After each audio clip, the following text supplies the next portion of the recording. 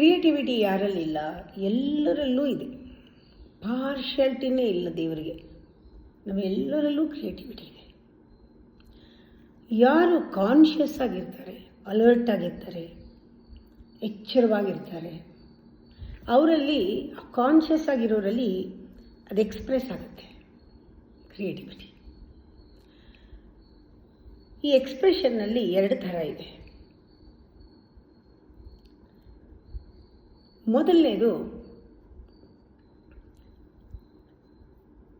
Conscious ಆಗಿರ್ತಾರೆ, ಆದರೆ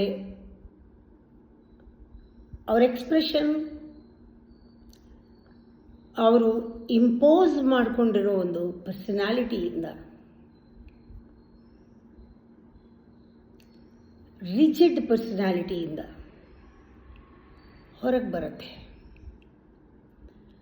ಯಾವುದಕ್ಕೂ ಕಮ್ಮಿ ಇಲ್ಲ. ಅವರು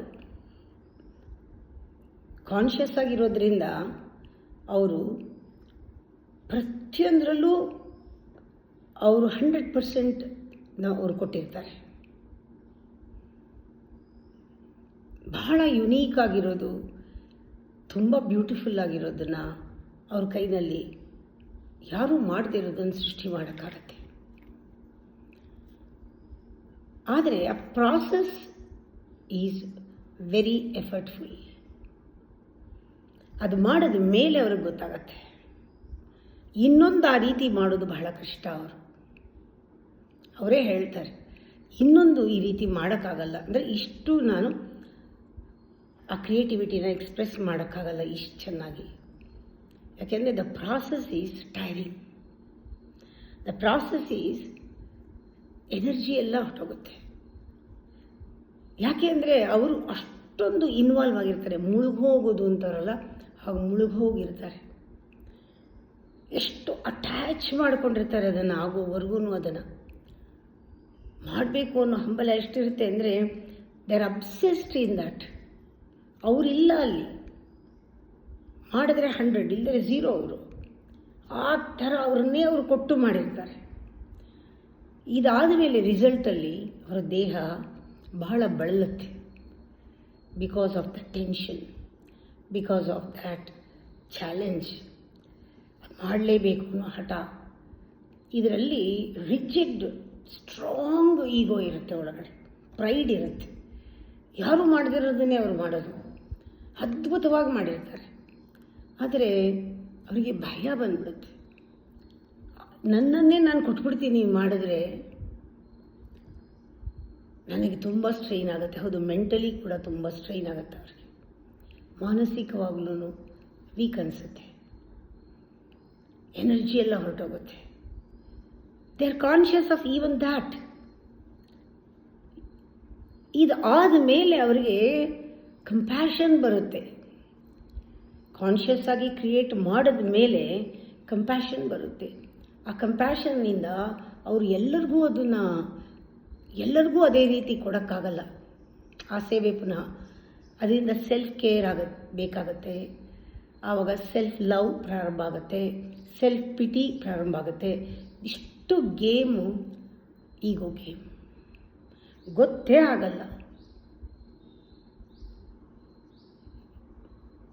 ಆದರೆ ಈ ಈಕ್ವೇಷನ್ಸಲ್ಲಿ ಸ್ವಲ್ಪ ವ್ಯತ್ಯಾಸ ಬಂದರೆ, consciousness okay, it is full of your being. The second step imposed personality ಇರ್ಕೂಡ್ದು, ರಿಜಿಡ್ ಪರ್ಸನಾಲಿಟಿ ಇರ್ಕೂಡ್ದು. ನಮ್ಮನ್ನು ಎಬ್ಸೋಕ್ಕೆ ನಮಗೆ ಮೋಟಿವೇಶನ್ ಬಂದಿರೋದು ಈಗೋಯಿಂದ, ನನ್ನ ರೋಲಿಂದ, ನನ್ನ ವ್ಯಕ್ತಿತ್ವದಿಂದ, ಹುಮ್ಮಸ್ಸಿಂದ ಬಂದಿದೆ. ಮೋಟಿವೇಟ್ ಮಾಡಿರೋದು, ಬೇರೆಯವ್ರನ್ನ ನೋಡಿ ಮೋಟಿವೇಟ್ ಆಗಿರೋದು, ಬೇರೆಯವ್ರು ಕೊಟ್ಟಿದ್ದು ಬೇರೆ ಜ್ಞಾನದಿಂದ, ಹೊರಗಡೆಯಿಂದ ಪಡ್ಕೊಂಡು ಜ್ಞಾನದಿಂದ ನಮ್ಮಲ್ಲಿರೋ ಕ್ರಿಯೇಟಿವಿಟಿನ ಮೋಟಿವೇಟ್ ಮಾಡ್ಕೊಂಡಿದ್ದೀವಿ. ಯಾರೋ ಆ ಶಕ್ತಿ ಒಂದು ಆಕ್ಸೆಲರೇಟ್ ಮಾಡಿದೆ. ಹಣ ಇರ್ಬೋದು, ಬೇಕಾದವರು ಇರ್ಬೋದು, ನಿನ್ನ ಕೈಲಾಗತ್ತೆ ಮಾಡು ಅಂತ ಹೇಳಿ ಮೋಟಿವೇಟ್ ಮಾಡಿರ್ಬೋದು. ಆದರೆ ನಿಜವಾದ ಒಂದು ಇನ್ಸ್ಪಿರೇಷನ್ ಬರಬೇಕಾದ್ರೆ, ವಿತೌಟ್ ಎನಿಬಡೀಸ್ ಮೋಟಿವೇಶನ್ ಬರಬೇಕಾದ್ರೆ, ಅಲ್ಲಿ ಬರಬೇಕಾಗಿರೋದು compassion. Not through your rigid personality, just compassion from the source, from your consciousness. You are conscious of imposed role. This is consciousness totally different. Consciousness full of compassion. Being and feeling everything. ಫೀಲಿಂಗ್ನಲ್ಲೂ ವ್ಯತ್ಯಾಸ ಬರುತ್ತೆ. ನಾನು ಹೇಗೆ ಪರ್ಸನಾಲಿಟಿನಲ್ಲಿ feel ಮಾಡ್ತೀನಿ, ನಾ compassionate ಆಗಿದ್ದಾಗ ಯಾವ ರೀತಿ feeling ಇರುತ್ತೆ, ಈ ಫೀಲಿಂಗ್ನಲ್ಲಿ ಫ್ರೀಡಮ್ ಇರುತ್ತೆ, ಫೀಲಿಂಗ್ನಲ್ಲಿ ಹೆಲ್ತ್ ಇರುತ್ತೆ, ಹೆಲ್ದಿ ಫೀಲಿಂಗ್ ಅದು. ಅಲ್ಲಿ ಆವಾಗವಾಗಲೇ ಬಿಡುಗಡೆ ಆಗ್ತಿರುತ್ತೆ, ಒಳಗಡೆಯಿಂದ inspiration from the source, from the soul ಬರ್ತಾ ಇರುತ್ತೆ. ಅಂಥವರು ನಾನ್ ಸ್ಟಾಪ್ ಅವ್ರ ಪ್ರಾಣ ಹೋಗೋವರೆಗೂ ಅವ್ರು ಏನಾದರೂ ಕೂಡ ಅವರಿಂದ ಕ್ರಿಯೇಟಿವಿಟಿ ನಡೀತಾ ಇರುತ್ತೆ. ಅಬ್ಸೆಷನ್ ಇರಲ್ಲ, ಅಟ್ಯಾಚ್ಮೆಂಟ್ ಇರಲ್ಲ, ಪ್ರೈಡ್ ಇರಲ್ಲ, ಏನೂ ಇರಲ್ಲ. Hankering for adventures, hankering for this kind of expression because of the compassion. Creativity happens in them. Creativity is a result, consequence from their being. They are not doing here. A compassion is before consciousness. Compassion is during consciousness. Compassion is even after consciousness. They become the tool for God. Krishna loves to give them the direction. ಅವರಲ್ಲಿ ಕೃಷ್ಣನೇ ಕುಣಿತಾನೆ, ಕೃಷ್ಣನೇ ಆಡ್ತಾನೆ, ಕೃಷ್ಣನೇ ಮಾಡ್ತಾನೆ. Intuitive ideas ಕೊಡ್ತಾನೆ ಕೃಷ್ಣ. ಅದ್ಭುತವಾದದ್ದು ಯಾರೂ ಮಾಡದಿರೋದು ಅವರಿಂದ ಆಗ್ತಾ ಇರುತ್ತೆ. ನಮ್ಮಲ್ಲಿ ಒಂದು ಶಿಫ್ಟ್ ಆಗಬೇಕು.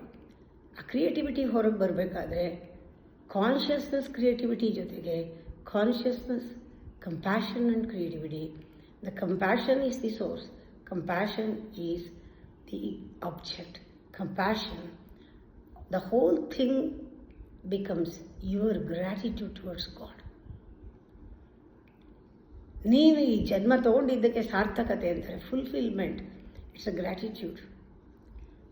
ಗ್ರ್ಯಾಟಿಟ್ಯೂಡ್ ಬಂದಾಗ ಕಂಪ್ಯಾಷನ್ ಬಿಕಮ್ಸ್ ದಿ ಡಿವೋಷನ್.